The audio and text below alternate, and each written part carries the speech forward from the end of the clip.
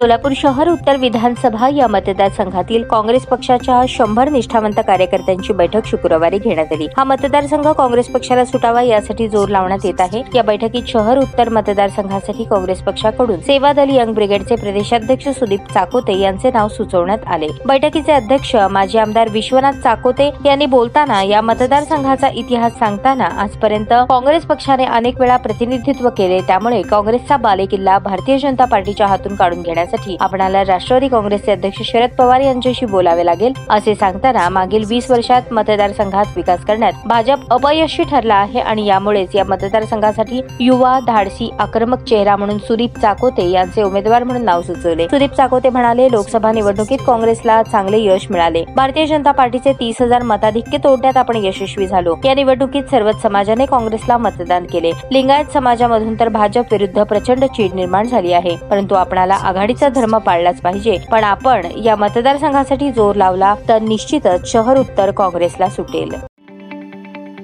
ताज्या बातम्या पाहण्यासाठी प्राईम महाराष्ट्र न्यूज चॅनलला सबस्क्राईब करा।